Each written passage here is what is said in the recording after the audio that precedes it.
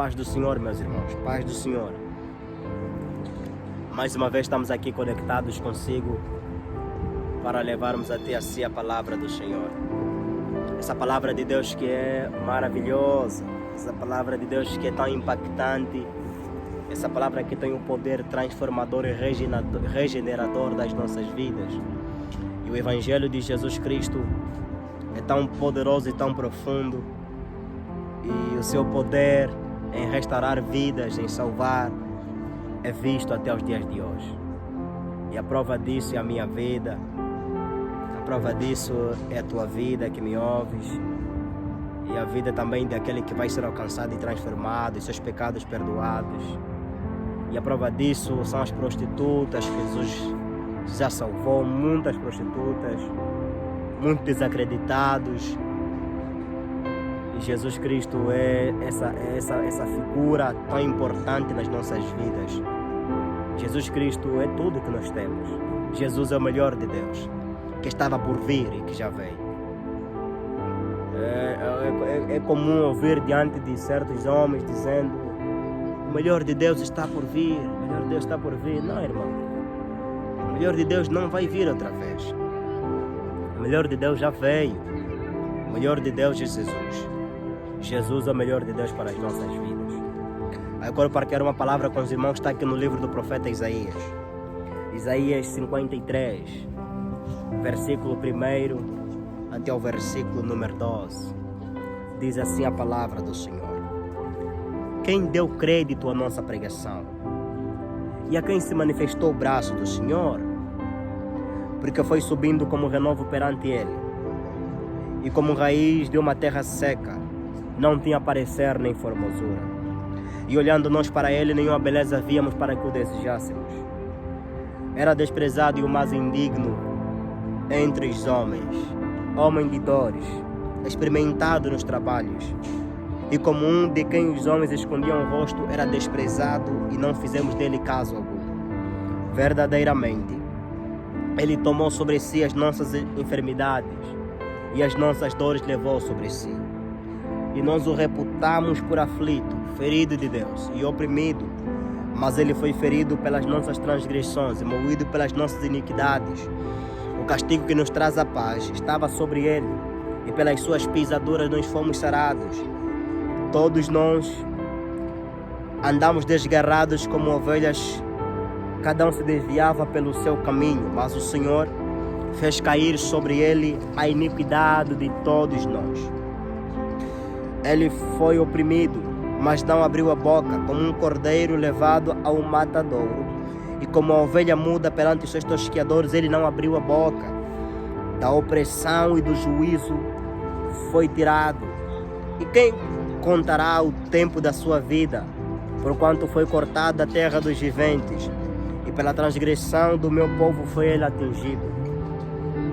E puseram a sua sepultura com os ímpios, e com o rico na sua morte, porquanto nunca fez injustiça, nem houve engano na sua boca. Todavia, ao Senhor agradou moê-lo, fazendo-o enfermar. Quando a sua alma se puser por expiação do pecado, verá sua posteridade, prolongará os dias, e o bom prazer do Senhor prosperará na sua mão. O trabalho da sua alma ele verá, e ficará satisfeito.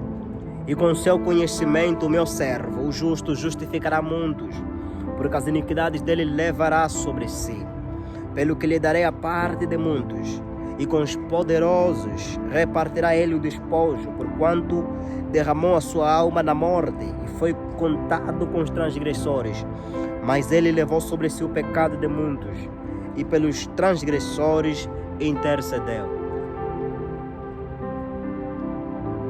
O livro que nós acabamos de ler, o livro do profeta Isaías.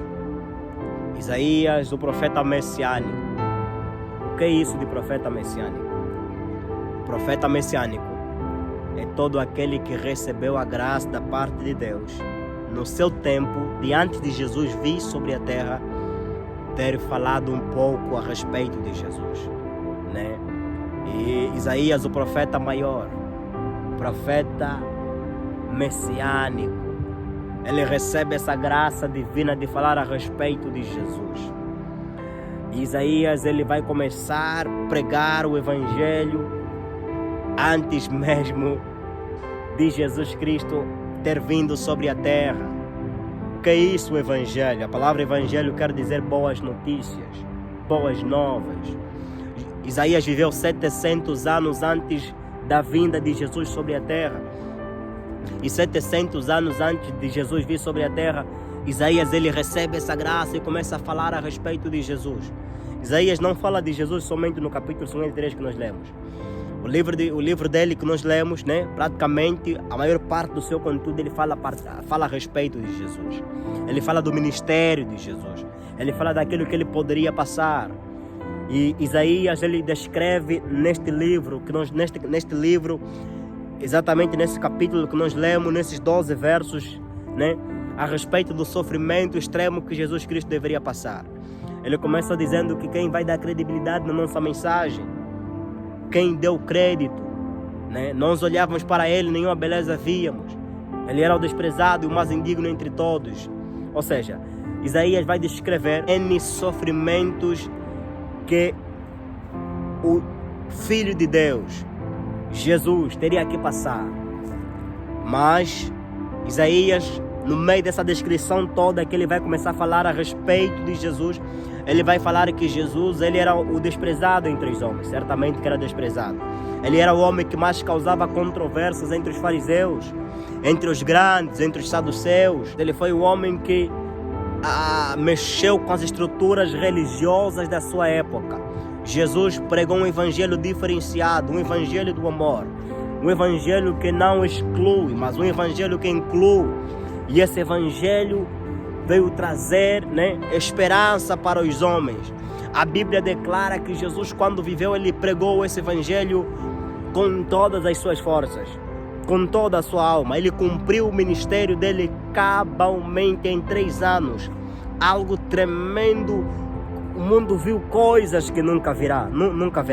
O mundo viu coisas que nunca verá. Jesus pregou um evangelho poderoso. Jesus ensinou uma doutrina impactante. E quando as pessoas viam a doutrina de Jesus, esse ensino de Jesus é diferenciado. Por quê? Ele não prega como os fariseus pregam. Jesus, a vida de Deus. Jesus, o amor de Deus, encarnado, que veio sobre essa terra, estava lá diante dos homens para padecer, para poder se oferecer como sacrifício vivo pelos pecadores. E nesses 12 versículos, Isaías vai falar a respeito de Jesus, vai falar de como nós olhávamos para ele e zombávamos dele. Isaías vai falar a respeito do sofrimento extremo de Jesus. Isaías vai falar de como Jesus vai sofrer, por que Jesus vai sofrer e o que deveria gerar o sofrimento de Jesus. Quando ele pudesse morrer, quando ele pudesse vir e padecer tudo isso que ele havia descrito aqui, o que isso geraria? Aleluias! Uma certeza que a palavra de Deus nos afirma é que Jesus sofreria por causa do pecado do povo. A Bíblia declara que Jesus, quando está para ser crucificado, quando Jesus está para ser crucificado, o Pilatos, Herodes, quando julgaram a Jesus, não acharam nele nenhuma culpa, nenhum crime que comprovasse que Jesus Cristo era digno de morte. Não acharam nada. E a Bíblia declara que Jesus, ele ainda assim é condenado, ainda assim é ordenado para que seja crucificado, ainda assim é ordenado para que Jesus seja morto. Morto por quê? Mas ele não tem nenhum pecado. Jesus Cristo vai morrer para oferecer o sacrifício de uma vez por toda pelos nossos pecados. A redenção. Jesus vai nos redimir. Por que vai nos redimir? Do que vai nos redimir? Jesus vai nos redimir do pecado que corrói. Jesus vai nos redimir da maldição do pecado. Jesus vai nos redimir da maldição da lei. Jesus vai nos redimir do pecado que reina desde o primeiro Adão. Agora Jesus, como segundo Adão, como diz lá a Bíblia em Coríntios, de que Ele vai nos salvar. Ele nos gerou para a justiça. Ele nos isentou de toda culpa. Jesus nos isentou de toda culpa que não estaríamos dentro de nós. E o pecado dos homens, que leva os homens a matar, a roubar, a se odiarem, o pecado que domina a natureza do homem, esse pecado seria quebrado, o poder do pecado seria quebrado na pessoa de Jesus. E é isso quando Jesus vai morrer naquela cruz, vai provar, vai fazer. Jesus Cristo, Ele vai sofrer tudo isso por causa dos nossos pecados. Verso 6, verso 3. Era desprezado e o mais indigno entre os homens, homem de dor experimentado nos trabalhos, e como um de quem os homens escondiam o rosto, era desprezado e não fizemos dele caso algum. Verdadeiramente, Ele tomou sobre si as nossas enfermidades e as nossas dores levou sobre si. E nós o reputamos por aflito, ferido de Deus e oprimido. Mas Ele foi ferido pelas nossas transgressões e moído pelas nossas iniquidades. O castigo que nos traz a paz estava sobre Ele, e pelas suas pisaduras nós fomos sarados. Mas Ele foi ferido pelas nossas transgressões e moído pelas nossas iniquidades. O castigo que nos traz a paz estava sobre Ele, e pelas suas pisaduras fomos sarados. Jesus vai sofrer tanto esse sofrimento exatamente pelas nossas transgressões. Não existiu nenhuma outra coisa que fez Jesus sofrer, a não ser o pecado. O pecado foi o pecado que matou Jesus. Foi o pecado que fez Jesus morrer. Foi o teu pecado e o meu pecado que fez Jesus morrer. E Jesus, quando vai morrer nessa cruz, lá no livro de Lucas, capítulo 24, ele vai dizer que se a uma planta verde fazem essas coisas, o que não farão a uma planta seca? Jesus estava a se referir a respeito dele como justo. E ele vai dizer para as mulheres de Jerusalém que estavam a chorar por ele. Ele disse: não chorem por mim, chorem por vocês mesmas e pelos vossos filhos. Ou seja, não gastem suas lágrimas chorando por mim. Vocês devem chorar pelos vossos pecados, devem chorar pelas vossas misérias, devem chorar pelos vossos filhos que estão nas drogas. Vocês devem chorar pelos vossos filhos que estão a se prostituir, que estão a matar, que estão a roubar, que estão a assaltar. Vocês devem chorar pelos vossos vizinhos que estão a se perder, estão indo no inferno. Vocês devem chorar pelos vossos parentes que estão mergulhados na feitiçaria. Vocês devem chorar pelos vossos parentes que estão mergulhados nas trevas. Vocês devem chorar, né, pela injustiça que há na nossa sociedade. Vocês devem chorar pela corrupção. Vocês devem chorar por vocês. Vocês devem vir diante de Deus, chorar muito, muito, passar noite chorando pelos nossos pecados. E assim contarmos a misericórdias. A Bíblia diz que lá no livro de Hebreus diz que aproximemo-nos com confiança diante do trono da graça, para que assim nós possamos encontrar o quê? A recompensa, o perdão dos nossos pecados. Pois não temos um sumo sacerdote que não possa se compadecer de nós, pois em seu tempo ele passou o que nós também estamos a passar hoje no corpo de carne. Pois Jesus, tendo vivido como homem, ele sabe exatamente como nós somos. E se você ler o livro de Mateus, livro de Marcos, Lucas e João, você vai poder observar de como Jesus, na crucificação, ele sofreu. Irmão, o flagelo da cruz. A Bíblia diz lá no livro de Lucas que o espetáculo da cruz. Aquilo foi um espetáculo tremendo e terrível. Aquilo foram coisas que aconteceram que nunca aconteceram. Certamente que eles já estavam acostumados a ver os romanos matarem pessoas pela via da crucificação.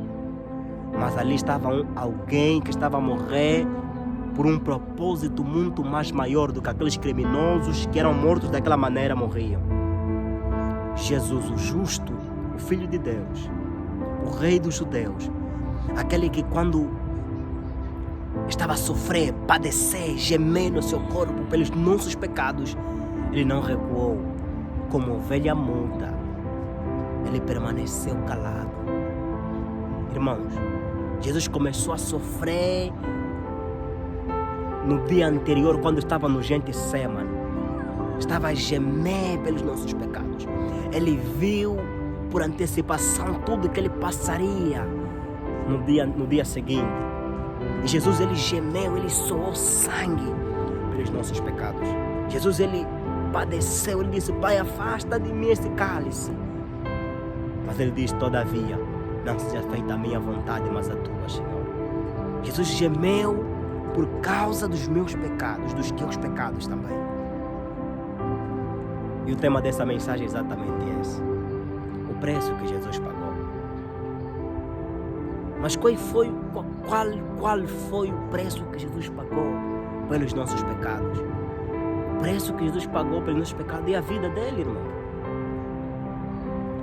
A Bíblia diz em Salmos de que a redenção da alma é caríssima e ninguém pode pagar.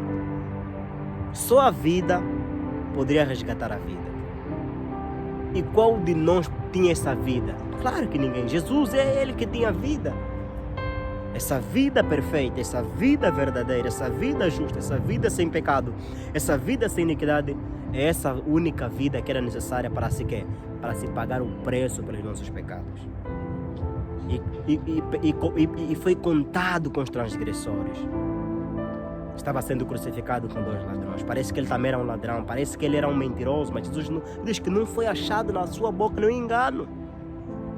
Mas cabe a Deus que no seu corpo ele pagasse o sofrimento de todos os nossos pecados. Cuspiram em Jesus, deram socos em Jesus, deram bicos em Jesus, escarneceram a Jesus, zombaram a Jesus, rasgaram as costas de Jesus e Jesus calado. Disseram que era o Rei dos Judeus, Jesus calado. Disseram que Jesus, assim mesmo se fez o Filho de Deus, e Jesus calado. Inventaram um monte de mentiras a respeito de Jesus, e Jesus permanecia calado. Pegaram aquele chicote azorregue com as pontas que tinham ossos e chumbos e cortaram as costas de Jesus. E os ossos de Jesus estavam a aparecer, Jesus calado. Pegaram uma coroa de espinho, cravaram sobre a sua cabeça, Jesus calado. Pegaram uma cruz que pesava tanto, deram para ele carregar diante de um percurso de 700 metros, onde será crucificado no Gólgota, no lugar de caveira, onde claramente que morriam as pessoas, lugar de caveira, né? Pessoas ficavam lá. E Jesus calado. Jesus padeceu tanto, sofreu, gemeu. Jesus com sede, Jesus calado. E no momento mais alto, antes dele morrer, ele diz: Pai, perdoa-lhes, porque eles não sabem o que fazem. Ali estava o objetivo de Jesus ao vir sobre a terra. O que era Jesus? Qual objetivo é esse? O perdão. O perdão. Só que esse perdão terá que custar a vida dele. Esse perdão custou o sangue dele.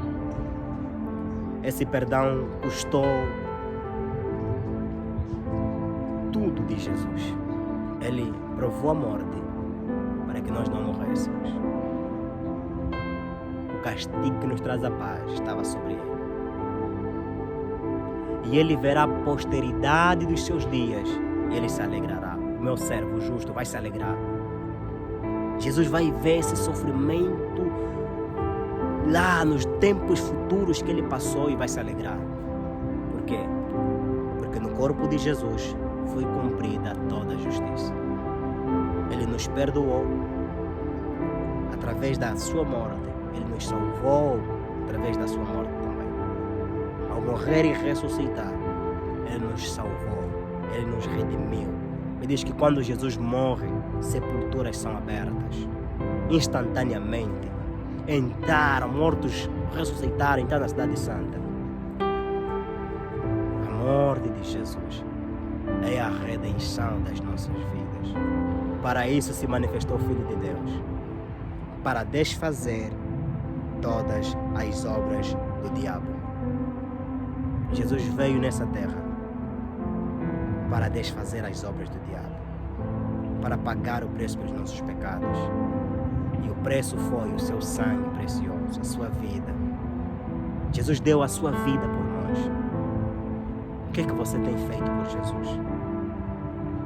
Arrependa-se, meu irmão. Esse é o tempo de Deus para a tua vida. Entregue-se para Jesus. Às vezes você pode dizer, não, é que eu pequei tanto, eu tenho tantos pecados. Irmãos, a graça de Jesus é mais profunda que os teus pecados.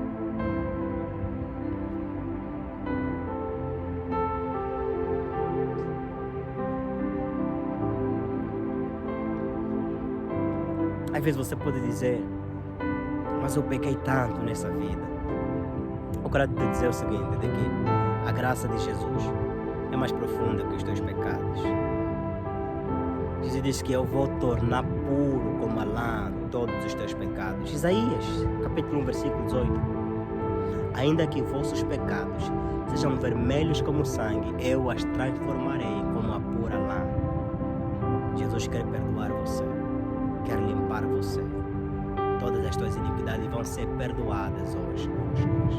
Então somente arrependa-se e invoque o nome de Jesus, porque todo aquele que invocar o nome do Senhor será salvo.